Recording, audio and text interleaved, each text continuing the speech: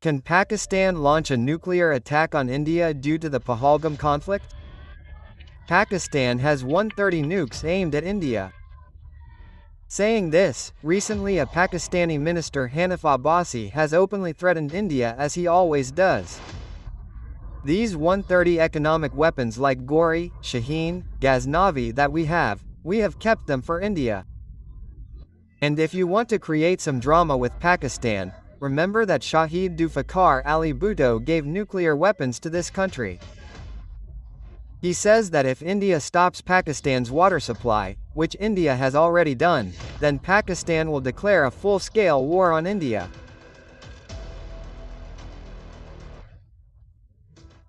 He even said that Pakistan's nuclear weapons are not just for show but for action, and no one in their entire country knows where the nuclear weapons are hidden, and all these nuclear weapons are targeted only and only on India. We have 130 atomic weapons and you don't even know in which parts of Pakistan we have kept them. The world also knows this, you also know, otherwise you are such a cunning person that you would have attacked Pakistan many times by now. Even the defense minister of Pakistan has threatened India that if India takes military action against Pakistan, then Pakistan as a last resort will definitely launch a nuclear attack on India. And just see this, how the people of Pakistan are giving a tight grip to the government. These urine drinkers have forgotten the Kargil war. After wrapping up everything in India, the flag of Pakistan will be hoisted there because we had spared them twice. They have stopped the water supply, so we have atomic bombs. We will use them for them. We will beat them so much that we will enter their homes and beat them. Sindhu is ours and will remain ours. Will our water flow or their blood will flow? Now, before we discuss whether Pakistan can really launch a nuclear attack on India, first of all we have to understand the nuclear strength of Pakistan. This is the latest list of Pakistan's nuclear arsenal: 36 airborne, 126 land-based and 8 sea-based. Each one weighs minimum 12 kilotons. That means equal to the bomb dropped on Hiroshima, and each missile can be launched in a range of minimum 200 kilometers to 1,500 kilometers. So if one Shaheen 1 is launched from this Sargada launch site, then the short range can easily wipe out our entire Delhi. And the missile with longer range can wipe out our Bihar state. And according to the Washington Post, forget about the whole of India, the complete area from Pakistan to Israel is covered in the range of Pakistan's Shaheen 3. Now you know what, launching a nuclear war is a very drastic step for any country. So if we have to understand this issue logically, then we will have to cover 3 aspects. Number 1, can Pakistan afford it nationally? Meaning, are the conditions in Pakistan's own country such that it can launch a nuclear attack on India? Number 2, can Pakistan afford it internationally? Which countries globally can support Pakistan in this nuclear attack? And finally, number 3, can Pakistan afford it legally? Meaning, what protocols are there before a nuclear attack? In which scenarios can a nuclear attack be launched? Under legal agreements and geopolitical protocols, can Pakistan really launch a nuclear attack on India? Let's find out. On the 28th of May 1998, Pakistan, after conducting 6 successful nuclear tests, became the first Islamic country in the world to have nuclear weapons. But very few people knew that Pakistan is probably the only country in the world that has acquired these nuclear bombs completely through jugaad without spending money or doing much hard work. After losing the war to India badly in 1971, Pakistan got another shock in 1974. Operation Smiling Buddha. India had conducted its first nuclear test. Seeing this, Pakistan was infuriated. Their Prime Minister Zulfikar Ali Bhutto declared that even if Pakistanis have to survive by eating grass, they will make nuclear weapons. But Pakistan was not the only country that was troubled by this nuclear test of India. China had also become insecure because after giving independence to Bangladesh, they were already looking at India as a superpower in the region. But this nuclear test also confirmed it, and that is why China did not want its influence to reduce here at all. On top of that, if you remember, in the 1960s, the relations between China and USSR had broken. So China could not tolerate 2 nuclear neighbors, India and USSR, on both its sides under any circumstances. And that is why China helped Pakistan in providing nuclear technology as much as the US might not have helped even the UK and Israel. No other country in the world, repeat Rajiv, has done so much to nuclear arms and proliferated another country than China with Pakistan. The United States has done it with Great Britain, even to Israel. Israel devoured their all. This story begins in the year 1976. Usually there are 4 stages to make a nuclear weapon. First of all, money is required. A strong financial backing is needed. Second, designs and technology for uranium enrichment. Third, bomb designs to make the bomb, and fourth and last, missile launchers. Starting with finance, Libya and Saudi had taken care of the whole finance part alone. According to Arab News, as soon as Pakistan announced to make a nuclear bomb under Project 706 in 1974, Libya first provided Pakistan with funding of $100 million for this. Then Saudi Arabia also heavily funded and backed this entire bomb project. After getting the money, it was the turn of the next stage, uranium enrichment, which was already completed by Pakistan's father of nuclear development, A.Q. Khan. What is enrichment? If I explain it in simple language, then uranium is like a grain of rice. Not all the grains in it are of bomb-grade uranium. Only U-235 in it is nuclearly active grain, which has to be filtered out from the rest of the normal grains. This is called uranium enrichment. So Khan, who was working in the uranium enrichment facility of Netherlands, they stole the sensitive designs of enrichment technology from there and set them up in their Kahota plant in Pakistan. So now Pakistan had the fuel. Now it just had to learn how to make bombs. And then China comes into the picture. China gave Pakistan its own tried and tested Chick-4 design. But was this not enough that on the 26th of May 1990, China also gave Pakistan permission to conduct its first nuclear test on Chinese soil? Can you believe this? Pakistan's bomb was tested on Chinese soil. The bomb was ready, it just needed to be launched. But for this, Pakistan needed missiles. The technology which Pakistan got from North Korea. And that is why many reports claim that the Gori missile tested by Pakistan was almost identical to North Korea's No-Dong missile. So in short, if I tell you, then Pakistan's nuclear missile is made in China, paid by Arabs and engineered by Khan, in which of course Dutch and North Korean technology also played a big role. This was the short history of Pakistan. Now coming to nuclear attack on India. So forget international support in this. Does Pakistan have the support of its own people? Just look at this map. So many attacks have happened in Pakistan in the last 1 year. And from June 2024 till now, 1,000 military soldiers of Pakistan have lost their lives due to these attacks. Because of these provinces, separate movements have been going on for many decades. And in a way you can also say that the people of these provinces of Pakistan are just looking for an opportunity to separate from Pakistan, and by doing the Pahalgam attack, Pakistan has probably given them that opportunity. That is why massive protests have started breaking out in these areas. Let me give you a glimpse by starting from Sindh. One of the biggest weaknesses of Pakistan is that India can impose a naval blockade in their southwest anytime, like we blocked Karachi port in 1999, due to which imports and exports will stop in the whole country and Pakistan will be completely isolated from the rest of the world economically. But the most ironic thing is that before India, the people of Pakistan themselves have blocked Karachi port. River Sindh is being robbed. Indus River is being rubbed. In the last 10 days, many such slogans are being raised loudly in the Sindh areas of Pakistan.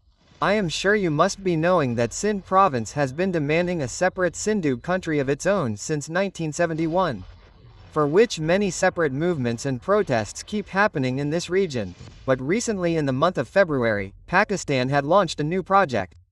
The Khalastan Canal project, through which they want to divert the water of the Indus River to the deserted areas of Punjab. But the already marginalized community of Pakistani Sindh was not happy at all on this. Their allegations are that through this project, the Pakistani army wants to earn money by doing corporate farming in the deserts of Punjab. But they are incurring losses by diverting water because the entire region of Sindh is heavily dependent on agriculture. And that is why such massive protests have erupted in Sindh province on this issue that just a few days ago, the news came that the protesters have blocked all the highways leading to Karachi port, Darna at Bablu bypass against the Matnaza Canal project. There are long queues of heavy vehicles on the national highways in Sakar Otraf for several kilometers. Now there are even more ports in Pakistan. But Karachi port is by far the largest port of Pakistan where the import and export traffic is very high. And that is why there is currently a traffic jam of 30,000 trucks there, which have goods worth millions of dollars. 1,000 fuel tankers are also stuck in this jam, due to which, if this block is not cleared quickly, then soon a major fuel crisis plus manufacturing crisis can also come in Pakistan. In the end, this will further ruin Pakistan's already crippling economy. Next, talking about Baluchistan, terrorist attacks on Pakistani military have started happening here with more vigor right after the Pahalgam conflict. Now just a few days ago, the Baloch Liberation Army, BLA, which is a rebel group of the Baluchistan region, carried out 3 IED blasts on the Pakistani military on the 25th of April 2025. In just 24 hours, i.e. in one day, BLA carried out 3 IED blasts on the Pakistani military in which 10 Pakistani soldiers died. Just a month before this, on the 18th of March 2025, BLA had attacked a Pakistani army colonel. Now if we believe BLA, then this attack was of a bigger scale than the Pulwama attack in our country because 90 Pakistani soldiers were killed in it. BLA claims to have killed 90 Pakistani military personnel in the attack. Again, historically, Baluchistan province also does not have any special relations with Pakistan. In fact, since independence, the king of Baluchistan, who was also called Khan of Kal, wanted to either create a new country or join India or Afghanistan. And he had no intention of joining Pakistan. But Pakistan's Prime Minister Jinnah annexed Baluchistan by deceitfully conducting an army operation. And by the way, I have taken this information from the Pakistan Journal of Research, so there is no foreign bias source. So it is clear that the people there are not happy with this annexation till date. That is why many rebel groups have emerged from Baluchistan province, whose only aim is independence from Pakistan at any cost. Although there are 19 rebel groups like BALF, BRA, UBF, Lashkar Baluchistan, BSO Azad. But the organization that has caused the most damage to Pakistan is the Baloch Liberation Army. To get freedom from Pakistan, BLA carries out at least 150 to 200 terrorist attacks in Pakistan every year. And it has increased 4 times since 2020. And obviously, if there is an India-Pakistan war now, in which Pakistan is already in a very weak position, then it will be a golden opportunity for BLA to carry out its plans. Because at the same time, TTP is also ready to attack the Pakistani army from another region of Pakistan, Khyber Pakhtunkhwa. Just 2 to 3 days ago, on April 28, they carried out a bomb blast in the Khyber region in which 6 people died. Not only this, on the same day, 54 Talibanists attacked the Pakistani military in Waziristan district which is close to the Afghan border. Well, in other news, the Taliban has opened a war front along Pakistan's volatile border. Many anti-Pakistan terrorist organizations have also emerged from the Khyber region. There are 21 terrorist organizations like Jamaat-ul-Ahrar, Lashkar-e-Islam, ISIS-Khorasan. But the most prominent among them is Tehreek-e-Taliban Pakistan, TTP, whose only aim is to liberate Khyber province and make it a country called Pakistan. So, assume that if the tensions between India and Pakistan increase in the future, then this TTP will also have to take advantage. And just 3-4 days ago, news has come from PAK that thousands of people have come out to protest in PAK regarding the Mines and Minerals Bill. Because the public has allegations that Pakistan calls PAK as Azad Kashmir. But with this bill, they want to use the rich mineral resources of PAK for their own benefit. Thousands of people it seems coming together protesting against the Pakistani regime. So basically internally Pakistan has collapsed from all sides. All the Pakistani states are in conflict. And I don't think I should even talk about their economic condition. But still I have already covered it in detail in this video. If you want, you can check out what is the economic condition of Pakistan at this very moment by clicking on the I button above after this video. Now let's understand under the official legal protocols. Can Pakistan launch a nuclear attack on India? So in this, nuclear weapons will never be used first from India's side because India has a simple nuclear policy. No first use of nuclear weapons policy. But God forbid if there is a nuclear war, then it will 100% be initiated by Pakistan. So first of all, understand that both India and Pakistan cannot just launch a nuclear missile. Leave aside nuclear missiles, even for normal missile tests there is a complete legal protocol set between the two countries. Both India and Pakistan have signed many nuclear confidence building measures. Like all these, under which both countries have to take some measures. Internationally to keep other countries in confidence. Like under this agreement, both countries have to give a list of their nuclear installations to each other every year on the 1st of January. So that no country attacks the other's nuclear facility. Under this agreement, both countries have to notify about their major missile tests in advance. Especially when it is near the border, so that sudden misunderstanding and panic can be avoided. Till date, relations between India and Pakistan have been bad for so many years. But these protocols have not been discontinued by either country, even for normal test missile launches. So considering this history, direct firing of nuclear missiles like this seems kind of impossible. Now some people may think that this is Pakistan and in times of war everything is fair for Pakistan. So let's analyze that possibility as well. None of the nuclear countries in the world can just get up and directly fire. All of them have a nuclear command authority which comprises the top bureaucrats, army chiefs and politicians of that country. So only after the approval of this committee, the decision reaches the PM of that country for final approval. Now an interesting thing here is that the PM of every country has some secret launch codes. Let's understand this from the case of the US. When the president takes oath, he is given a special suitcase which is called the nuclear football. Donald Trump will reveal the nuclear codes today as defense leaders brief him about how to unleash America's nuclear weapon on the world. It contains a total of 5 things. A phone which is directly connected to his military command center. Then 3 books including a manila folder which tells the launch procedures. The black book which contains the pre-planned sites, and the 3rd book contains the details of classified launch sites. And the last and most important thing in this bag is a nuclear biscuit. All the secret nuclear codes are written in it. This bag is so important that a handcuff is also attached to this bag, and the president's convoy always carries this bag with them, and when the situation arises, the president has to give this secret nuclear code to his army chief, and only after that the weapon can be launched. So if seen officially, a nuclear attack can be initiated only after some such protocols are followed in every country. But in case of India and Pakistan, the launch procedure is a little different, of course. Yes, Pakistan also needs to follow a lot of approvals and chain of commands.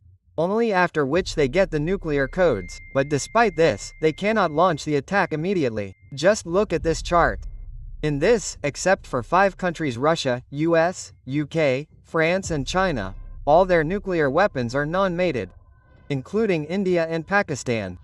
Now non-mated means bomb, missile and launch side, all 3 are different. Let us understand this from the map of Pakistan's nuclear establishment.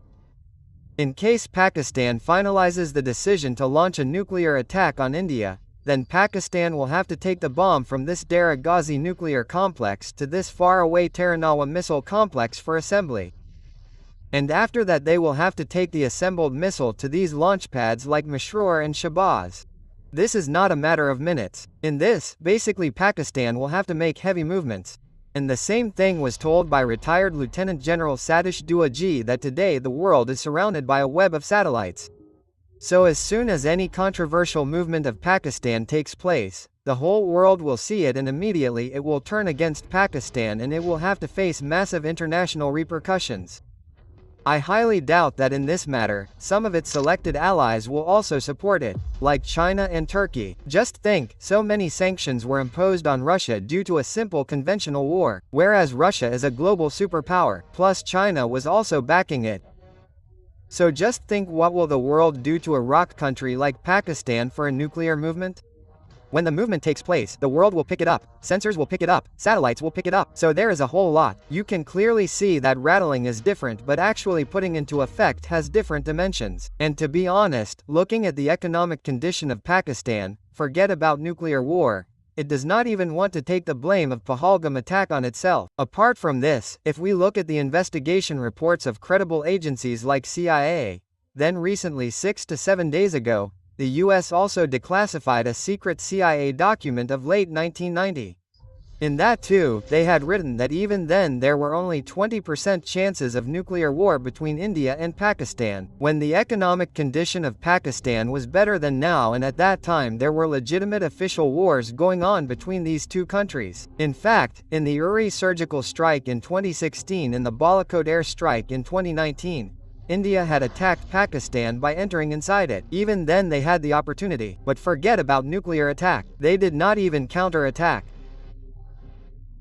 Actually, today almost everyone knows that the Pakistani government and army carry out these attacks to hide the economic collapse of their country and the everyday corruption of their army. Now, a senior journalist of Pakistan is followed by their senior ministers on social media. Adil has 16 lakh followers on social media. PPP chief and government partner Bilawal Bhutto Zardari also follows Adil. He told that this entire Pahalgam attack was carried out by Pakistani army chief Asim Munir, because he wanted to divert the attention of the cases going on against him. The terrorist attack in Pahalgam took place on the orders of Pakistan's army chief Asim Munir. This revelation has been made by none other than Pakistan's senior journalist Adil Raja. Adil Raja has said, quoting Pakistani intelligence sources, that Asim has deliberately carried out the attack in Pahalgam so that the cases going on against him can be hushed up. And to be honest, and I feel bad even saying it, that their people are also getting caught in this trap. These people have left the economy and are going to fight a war with India. They will find them and kill them. We are also Pakistanis. We hoisted the Pakistani flag at the gate of Delhi. Vishwaram gave them tea. This time we will feed them roti, biscuits, and send them back after breaking their teeth. But no one raised this question to the government, that how did their previous army chief Bawa suddenly become a billionaire as soon as his term ended? Whereas their country almost keeps taking loans from the IMF every year with folded hands. And that is why there is a high chance that the entire Pahalgam attack was a selfishly motivated move to hide and mask internal disabilities. But in any case, a full-fledged nuclear war seems extremely unlikely. And as far as India is concerned, just yesterday the PM has given a free hand to the military. That the military will decide the mode, target and timing on its own, and will itself launch a counter-attack on Pakistan as soon as possible. But what will be the mode of this attack? Airstrike, surgical strike, unknown gunman killings, or full-scale war? This only time can tell. But I don't know why I am getting a strong feeling that there is a decent percentage chance that maybe some action can be taken on PAK. If not this, then I strongly feel that some action should be taken against these Pakistani masters. These generals who sit and who plot the whole conspiracy and who are terrorist supporters and sympathizers are the heads of terrorist organizations that at the end of the day these people plot the whole conspiracy, and the US also took revenge in the same way. Well, whatever action the government takes, but today every Indian is eagerly waiting for it, because now India has changed. This new India is not an India of strong condemnation but has become a country of strong action. This new India has become a country that teaches lessons, not a country that is patient. Jai Hind.